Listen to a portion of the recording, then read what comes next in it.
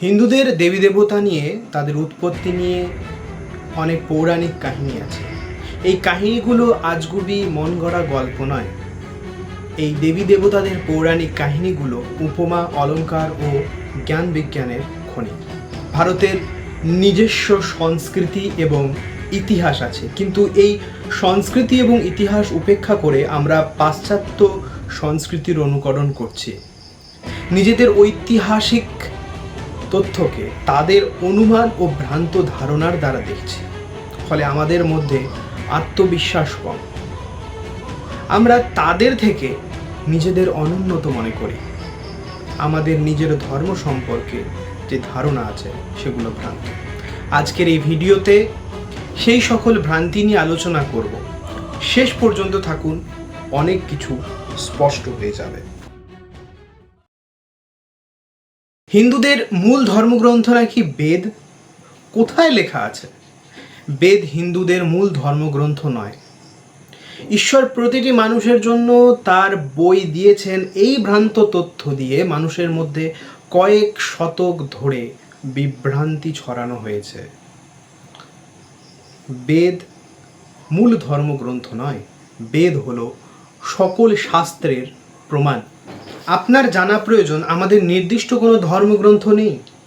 Semitic রিলিজিয়নগুলোতে কোরআন, ইঞ্জিল আছে বলেই আমরা সেগুলোর মতো বেদকে আমাদের মূল ধর্মগ্রন্থ হিসেবে বলা শুরু করেছি।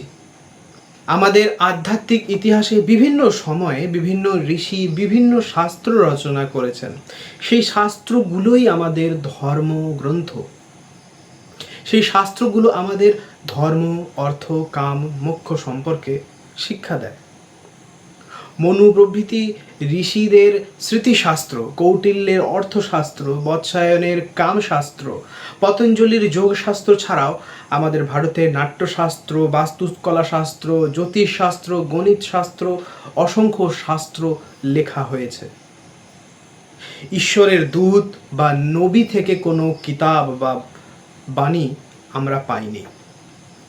শাস্ত্রের সিদ্ধান্ত বা প্রিন্সিপাল ঠিক না বেঠিক সেটাই বিচার করা হয় এই বেদ থেকে, অর্থাৎ শাস্ত্র মানুষ লিখেছে।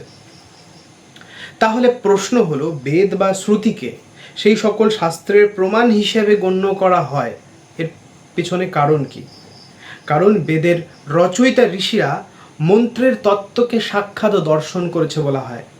মন্ত্রদ্রষ্টা সেই ঋষিরা মন্ত্রের তত্ত্বকে দেবতা রূপে দর্শন করেছেন। উদাহরণস্বরূপ, বেদ বলছে ব্রাহ্মণ, ক্ষত্রিয়, বৈশ্য, শূদ্র এই চার বর্ণ সেই বিশাল পুরুষের মুখ, বাহু, উরু ও চরণ থেকে এসেছে। আসলে এটি আমাদের সমাজের চিত্র। ঋষিরা ঈশ্বরকে সমাজের রূপে দেখেছেন। সেটা নির্ভর করে শাস্ত্রের প্রণেতারা শাস্ত্র রচনা করে তাদের নির্দিষ্ট বর্ণ অনুযায়ী ভাগ করেছে, তাদের কর্ম বিচার করেছে। বিচার করে দেখুন, এই ধর্মশাস্ত্রগুলো ঋষি বা তত্ত্ববিদদের লেখা। কারণ সকল প্রাণীর মধ্যেই মানুষ ধর্মকে বোঝে, তাই মানুষই ধর্মগ্রন্থের প্রণেতা। মানুষের জন্যই ধর্মগ্রন্থ লেখা হয়েছে। পশুদের কোনো ধর্মগ্রন্থ নেই। মানুষ পশুর মতো জীবন যাপন করে না। মানুষকে অবশ্যই নীতি, তাদের উদ্দেশ্য, স্থিতিশীলতা, জীবনের মান এবং দায়িত্ব বজায় রাখতে হয়। পশুদের তা দরকার হয় না। এগুলোকে মনুষ্য ধর্ম বলা হয়।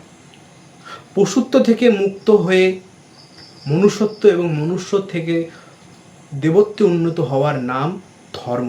অতএব মুসলিম ও খ্রিস্টানদের মতো হিন্দুদের কোনো মূল বা নির্দিষ্ট ধর্মগ্রন্থ নেই।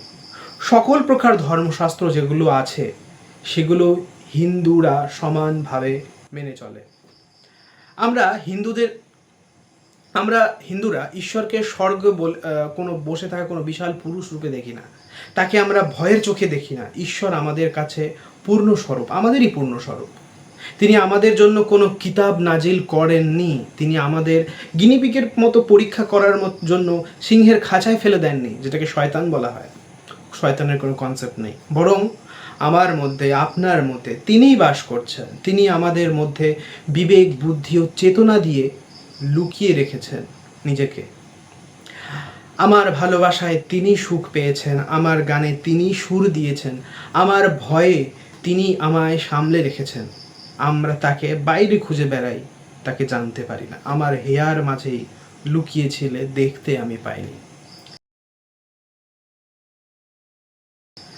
যার মধ্যে আস্থা নেই সে তো নিজের অনাস্থা প্রমাণ করতে আস্তিকদের আস্থাকেই প্রশ্ন করে। যে জলে নামতে চায় না, সাগরের গভীরতা নিয়ে তার মাথা ব্যথা থাকার কথা নয়। আর বরং যে ব্যক্তি সাঁতার শেখার জন্য জলে নামে, তারই জলের গভীরতা নিয়ে মাথা ব্যথা থাকা দরকার। তাহলে যারা নিজেকে নাস্তিক বলে, তারা ঈশ্বর নেই এই কথাটার পেছনে কেন পড়ে আছে, কেন অমুক শাস্ত্র অমুক, কেন ঈশ্বর নেই সে বিশ্বাস করে না, দ্যাটস ইট। তাহলে বন্ধুরা, আপনাদের কি মতামত? আপনারা এই ভিডিও থেকে কি জানতে পারলেন নিচে কমেন্ট সেকশনে লিখে জানান। আমি আশা করব যে আপনাদের এই ভিডিওটি ভালো লেগেছে। ভালো লেগে থাকলে লাইক করুন এবং আপনারা একটা ছোট্ট কাজ করতে পারেন, সেটা হচ্ছে ভিডিওকে শেয়ার করতে পারেন নিজের ফ্রেন্ডস, ফ্যামিলি এবং যাকে ইচ্ছা আপনারা পাঠাতে চান। তো এই বলে আমার এই ভিডিও আমি এখানে শেষ করছি। পরবর্তীতে আমরা আরেকটি ভিডিও নিয়ে আসবো। ততদিন সবাইকে নমস্কার, ধন্যবাদ।